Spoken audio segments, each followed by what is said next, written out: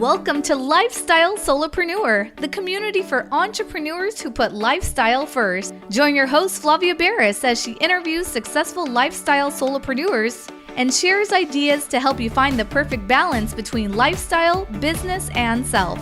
Flavia is an attorney, marketing expert, and founder of several online academies. She's been featured in major media, including BBC World News, The Wall Street Journal, The New York Post, ESPN Television, and more. Join us for this episode of Lifestyle Solopreneur. Hey, Lifestyle Solopreneurs. Today we get to speak with Michelle Seiler Tucker. She is the founder and CEO of Seiler Tucker Incorporated. As a 20-year veteran in mergers and acquisitions, Michelle and her firm have sold over 1,000 companies in almost every vertical. She owns and operates several successful companies and holds the following professional designations and certifications: Merger and Acquisitions Master Intermediary, Certified Senior Business Analyst, Certified Mergers and Acquisitions Professional, Certified Business Broker, Panelist for M&A Source, Keynote Speaker. She is also the best-selling author of the book, Sell Your Business for More Than It's Worth. And her latest book, Exit Rich, is available now for purchase. She has been featured in major media and is recognized as an expert in this field. Welcome to the show, Michelle. Thank you. Thank you for having me. It's a pleasure to be with you and your audience. Michelle, it is so great to hear from somebody who has so much experience in looking inwards into businesses and really just being strategic and helping business owners look to the future, plan ahead, and get their businesses set up so that someday the business can be sold. And even if not sold, so that it can just have grown bigger and be a more successful, stable business. So tell us a little bit about how you ended up working in this field today from where you started. Sure. So I've always been like a kid in a candy store. I've always been extremely curious. I get so excited. I still do to this day, and I've been in this industry 22 years, but I get so excited to learn how, we're selling a $55 million company right now, and it's in the food industry. This gentleman has a fourth grade education, and he started this business out of his pickup truck. And now they have 350 employees, and they've got a hugely successful business. Gross revenues are 60 million. Their EBITDA is around 7 to 10 million. But I've always been like this, even as a little girl. I wasn't your typical little girl. I didn't play with toys. I didn't play with dolls. I would literally walk around with a paper and a notebook and walk up to complete strangers at the grocery store, at the bank, at the church, wherever. And I would ask them a million questions like, what do you do? How did you get started? Were you undercapitalized? Did you have money? I was asking questions at such a young age that my mom's like, who is this child? Where did she come from? Because I didn't really come from a family of entrepreneurs. And she always thought I was going to be the next Barbara Walters. I told her I would never ever get a job. And I did own, many different businesses. And I still do. I own lots of different businesses and many different verticals. But I did get that job because Xerox recruited me, made me an offer I couldn't refuse to be a high volume manager. And then within 6 months, they promoted me to, which is amazing for Xerox because they typically don't promote unless you've been there for 2 years. And they promoted me to regionals, vice president over the southern region, overseeing about 100 to 150 employees. And then after being in that position for about 3 or 4 months, I'm like, oh my God, I can't stand this. And it was one thing to be in high volume because I was working with clients. I love sales. I love the art of the deal. I love building relationships that last a lifetime with my clients. I love hearing about their problems and solving their problems. I'm very solution oriented. When you start working in corporate America, you're not really solving problems. You're not building relationships that last a lifetime because you're conducting meetings to schedule another meeting, schedule a follow-up meeting, and so much red tape that it's very difficult to get anything done in major corporations. So I ended up transitioning out of Xerox and started another company of my own, which is in franchise development, franchise sales, and franchise consulting. So I would take franchise owners that had a few locations and blow them up. I was an equity partner, but I would handle everything from start to finish. And during that process, I had so many owners ask me to sell their company, which I really never thought of. And so many buyers asking me, well, do you have existing businesses? We don't want to buy a franchise. And so after hearing this for months upon months, I'm like, okay, there must be something to this. I'm a law of attraction person. And I ended up in 2000, I ended up starting my M&A practice. And that's kind of how I got started into this industry. But then I learned right away, Flavia, is that selling business is one thing. But like Steve Forbes says, who endorsed Exit Rich, 80% of businesses on the market will never sell. 80%. That means you have a 20% chance of success. So I learned years ago, if I don't fix these businesses, if I don't help them build the infrastructure on what we call the 6 Ps, which is outlined in Exit Rich, then I'm not going to have anything to sell. I'm going to end up going out of business, but these owners are going to go out of business too. And small business is the backbone of our economy.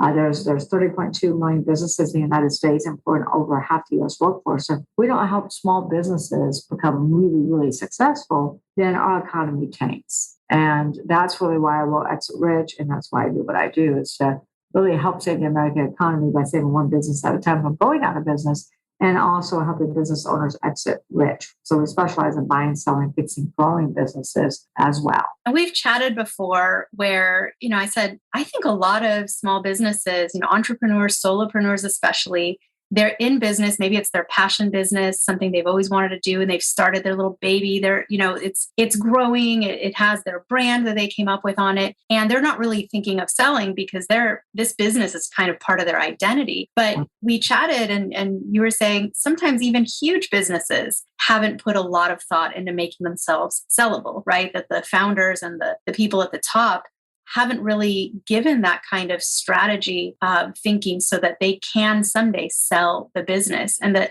that sort of analysis and being strategic that way helps the business, even if they never end up selling. Is that the case? 1,000%. It's not just small business owners. If you take into consideration the story I told a few minutes ago about this owner that started out this pickup truck with a 4th grade education, they started out really small. They were living paycheck to paycheck to paycheck. I mean, there were many times where they had to borrow money. There were many times where they really, couldn't keep their business afloat. And now they're a multi-million-dollar company with 350 employees.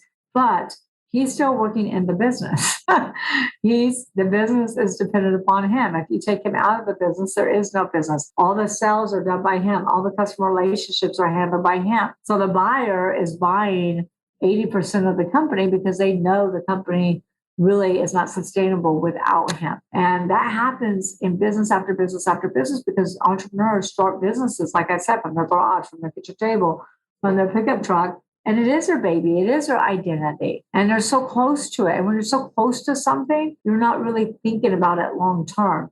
And, business owners don't go into business planning to fail. They fail to plan. And that's the biggest issue, is that most business owners don't even think about their exit strategy until something catastrophic happens. Like, I'll give you a perfect example of a solo entrepreneur. We have a solo entrepreneur's wife who called us from Texas, and her husband dropped dead from a heart attack at the age of 40. That's young. And left her with a mountain of debt, and she knew nothing about the business. And she said, "Can you sell it?" So I had an in-depth conversation with her. Come to find out, he had no employees. It was just him. He had all subcontractors. And all the data of his day-to-day business, of his subcontractors, of his clients, everything was in his head. He had no policies and procedure manuals. He had no infrastructure. When he died, the business died, and really left her in a terrible position. So what we're trying to prevent with Exit Rich, when I speak on stage, when I educate business owners, even my new program called Road to Exit Rich, is how to build this business so it's sustainable, so you can scale it. And if you ever need to sell it one day, it's sellable. And if something's to happen to you, at least you're setting your family up for success. And this happens all the time. I mean, we had a dentist that just called us, been in practice for 50 years, one dentist, 3 dental hygienists for his daughters. And I said, look, I could sell your company, but we're not going to be able to maximize value because you and your daughters are the business. Solo entrepreneurs have to get the business to run without them. And he said, well, and I said, and when we do sell, you're going to have to stay on for 2 to 3 years. He said, well, we're not staying. I said, well, then you're not selling, because the minute you leave, your patients leave. So what we're really working towards is to get solo entrepreneurs to build a business rather than a job that they go to work at every day. And it starts with baby steps, but it starts with the infrastructure. You have to build your infrastructure on what we call the 6 Ps at Exit Rich.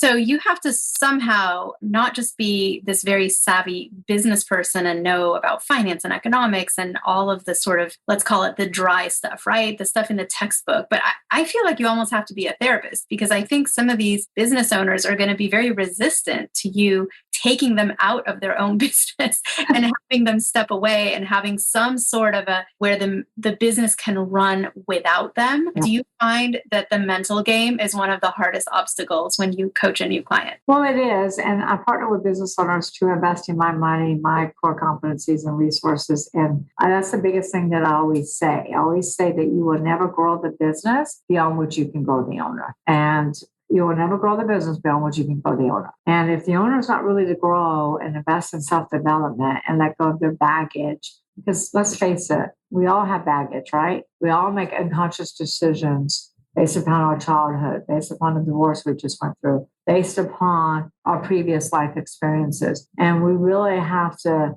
come to terms with that and really grow ourselves as a person so we can grow as an entrepreneur, so we can grow as a better leader. And, I've had problems with some of the businesses I partner with because they get so stuck in their ways. I mean, I had one partner, the owner screamed at all the employees and basically cursed them out. Well, we can't do that. We can't yell and scream at employees. Not under your watch, right?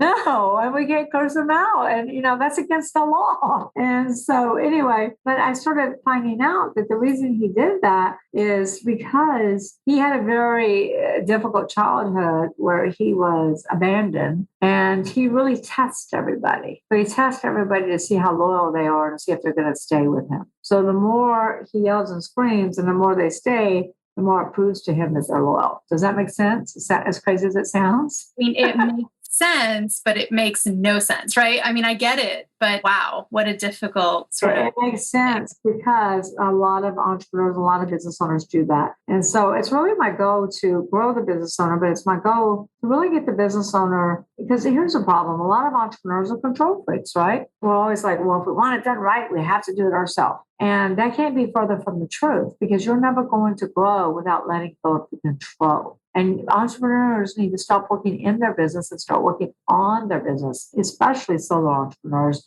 if they want to grow a sustainable, scalable, and sellable asset. So you've got to let go of the control in which to grow. And you got to work on your business, not in it. And that's difficult. That's where the difficulty lies for a lot of entrepreneurs, is letting go of control. Yeah, very difficult. And most entrepreneurs, well, I don't say most, but many of them are not always coachable. I just had a gentleman that I spoke with 2 days ago that wants me to franchise his company. He wants to give me half of his business. And because my experience is in franchise consulting, development, sales, and blowing up a franchisor's business. But every idea I gave him, he's like, nope, and shot it down. Well, I have a lot more experience because I've grown franchises from nothing into hundreds upon hundreds of locations by selling businesses. And so I said, look, I just don't think this is going to be a good partnership because you're not coachable. And I actually called up one of my friends who's big into franchising too. And because I would bring him on as a partner, he said, Michelle, he said right away, the guy's not coachable, because everything you said makes sense. The way he wants to do it is never scalable, nor is it sustainable. And he would run his franchisees to the ground. So, we really want to make sure when we're working with entrepreneurs that they do listen. And that's hard because it is your baby. You are personally attached to it.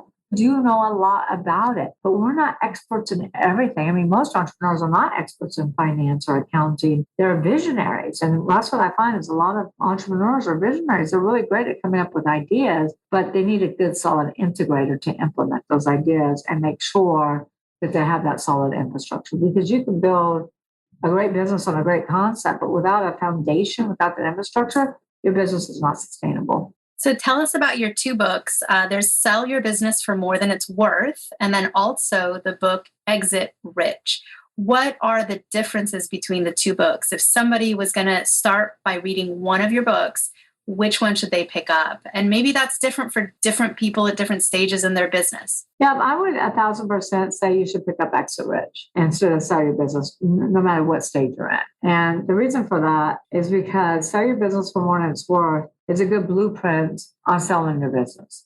But remember, 80% of businesses will never sell. So exit rich, the first half of it is all about building a sustainable business that you can scale. So it's all about, number one, laying out that foundation, laying out that plan. So it's building, starting with the end in mind. Like Stephen Covey always says, start with the end in mind. You should plan your exit day one of starting your business or buying a business. I know it sounds crazy, but it's true. And it is the reason why 80% of businesses don't sell is because business owners wake up one day and say, I have to sell, and the business isn't worth anything at that point. So really planning and saying, okay, I'm going to sell my business for, just throw a number out there, $1 million. Well, you need to build $1 million business. So Exit Rich really teaches you to come clear, have clear objectives about what I call the GPS exit model. What's your destination? What do you want to sell your business for? What's your business for today? What's the time frame? Who will be your buyers? What do your numbers need to look like to get $1 million price tag? What are the characteristic synergies that you need to build in your business in which to sell for $1 million? And then the 6 Ps. So I know the 6 Ps, I'm going to just cover them really quickly. People. You don't build a business, you build people, and people build the business. Without people, we have a job. We have a glorified job that we work at every day versus a business that actually works for us. So we got to build people. We have to have the right people in the right seats. Then it goes into product. Are you in a thriving or a dying industry? During a pandemic, restaurants were dying. And then processes. Are your processes efficient? Are they productive? Are they designed with the customer experience? Proprietary. Are all of your proprietary assets, trademarks, federal trademarks, just not trademarks, federal trademarks, patents, databases, contracts? Do you have the transferability clause? You need celebrity endorsements, videos. All of this stuff is proprietary. That's what synergies buy. That's what buyers buy. They buy synergies that will help catapult their business to the next level. And then patrons, that's your customer base. Most businesses follow 80-20 rule, where 80% of their revenue comes from 20% of their clients. Well, if you lose a few clients, you're in big trouble. And of course, profits. When the business owner is not making money, that's not the problem. Lack of profits is never the problem. It's the system of not having the right people in place. It's a system of not having your processes buttoned up, being in a dying industry. So Exit Rich really gives you the meat and potatoes to be able to build your business from a solo entrepreneurial into an actual company that works for you rather than you working for it. And then the second half of Exit Rich is all about taking that business and selling it when you're ready. And like you said at the beginning, Fabia, you don't have to sell your business, but you should set your business up for success to sell. If, God forbid, you're going through a divorce or you have a health issue, like my gentleman who died from a heart attack at the age of 40, it's, your business should be your most valuable asset and it should be treated as such. So I would definitely read Exit Rich, endorsed by Steve Forbes. It is a Wall Street Journal and USA Today bestseller. And it's out on audio version too that we just launched in May. So we're happy about that. For $4, I think you can buy the audio version for $3 to $4. Well, that's beyond value. I mean, even just what you've shared on this episode is extremely valuable. And I'm sure that a lot of people are going to turn right now to pick up a copy of Exit Rich or the audiobook so they can listen to it. Right now, a lot of folks might be sitting at home thinking, I'm into business so that someday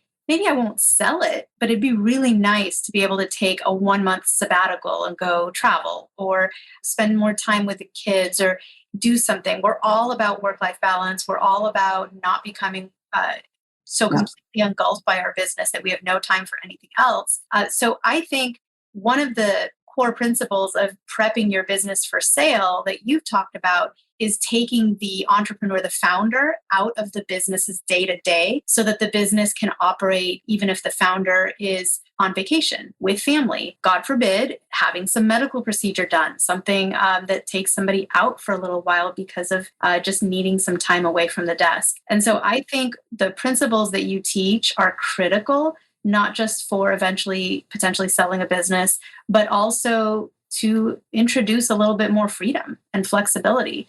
Do you find that some people come to you for that and not just for the end goal of selling the business? Yes. And what you said, I agree with 1,000%. So let me kind of back up a little bit. When we meet with prospective clients, whether that's selling their business or whether that's our Road to Exit Rich program, one of the first things we always ask is, how many hours are you working in the business? What do you do? What are your responsibilities? Can the business run without you? But we ask questions like, when's the last time you took a vacation? And how often do you take a vacation? How often do you see your kids go play soccer, gymnastics, etc.? And I talked to a gentleman not too long ago, and he said, Michelle, I haven't had a vacation in 9 years, and I missed all of my kids' games. Well, that's sad, because we really go into business, entrepreneurs, I know myself, we go into business for better quality of life, financial freedom, being able to dictate our own schedule, being able to make sure that we're there for our kids and see every event, make sure that, we do take vacations and we enjoy our life. We're not just working for our business. And so that's one of the biggest things we work on when we get that businesses ready for sale, is we get really identify the owner's core competencies, those 2 to 3 things that only the owner can do, and that owner can do them from anywhere, versus working in the business, doing everything and missing and watching their life go by. I mean, even with me, I own multiple companies, but I never missed taking my daughter to first day of school. I have moved back huge closings, so I could be there to take her to first day of school. I'm speaking at a big mastermind in Florida, second week of August. I've moved back my speaking engagement so I could take her to first day of school. I've never missed a play. I've never missed her gymnastics. I've never missed any of her stuff. And I take 4 to 6 vacations a year. And when I do spend time with my family, which is every week, in the evenings and on the weekends, and I take days off to spend time with her, I unplug. So I unplug from the phones, I unplug from the internet, because I always say it's quality over quantity. And you can spend quantity a lot of time with your family, but if you're still plugged into the internet, if you're still answering the phones, you're not really there. So to me, it's really important for entrepreneurs to get this. It's really important for entrepreneurs to get out of doing the day-to-day of their business, working in their business, not just for a better quality of life, but also so it's sellable, so the business is sellable, because if the business is dependent upon you, it's not sellable. And we don't go into business to just work all day long. I mean, many of us have left corporate positions, so we do have a better quality of life. And I do have business owners that will come to me and say, hey, I just can't take it anymore. My wife is about to leave me. We've got a furniture manufacturing company that just closed. And he said, look, my wife is threatening to divorce me if I don't get rid of this business, or I can't take the employees anymore. It's just become too much, and I need a better quality of life. And so, yes, that does happen. It doesn't happen as much as you think, because entrepreneurs, many of them are workaholics, but we try to get them to really, like I said, work on the business, manage their time correctly, just focus on their core competencies so they have more quality family time. And all of that is so important, because without family, I mean, we can't just be our jobs.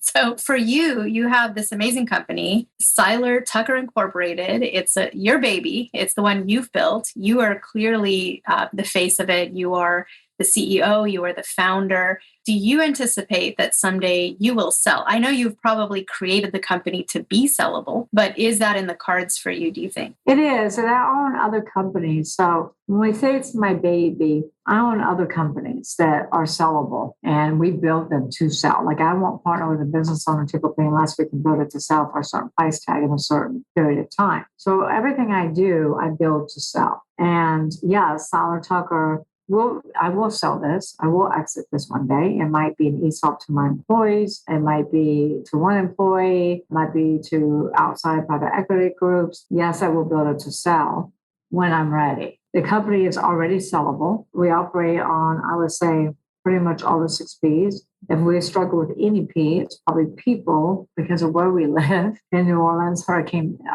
Alley. But we have good teams, and yes, we're already sellable now. Are we sellable for the price tag I want? No. Have I found my GPS exit model? Yes. And I continue to build upon that.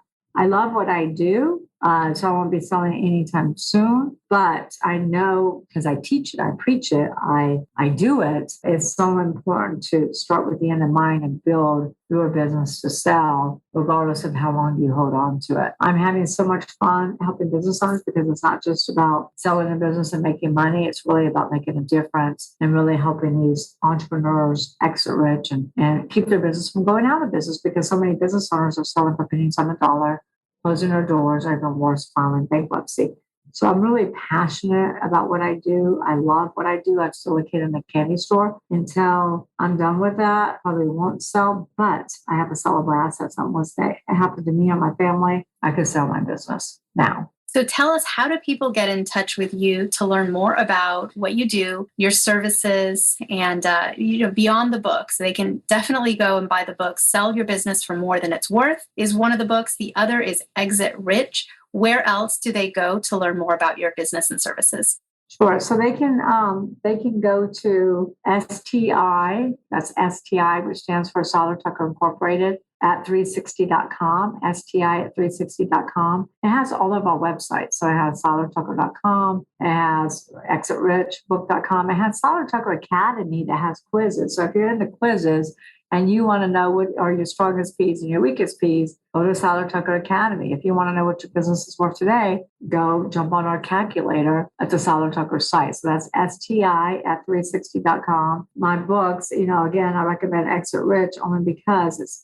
350 pages versus Sell Your Business for More Than It's Worth, which is like 100 pages. It's all about building that sellable asset so you can enjoy a better quality of life. And you can pick that up at 99 different Hudson bookstores at every major airport in every major city. And of course, you can get that on Amazon, Barnes & Noble. You can get the audio version anywhere you buy your favorite audio books. And Exit Rich, we have our own podcast called Exit Rich, where we have stories about entrepreneurs, how they started from nothing and have grown their business to sell for millions and billions. And we have great guests that provide really good strategies and techniques and tips to help you be successful. And then they can connect with me on social media too. Well, it's been so great to have you share your passion with us and helping people exit rich, our listeners included. Thank you so much, Michelle. It's been a pleasure to have you on the show. Hope to have you back again someday soon. Thank you very much, Flavia. It's been a pleasure as well.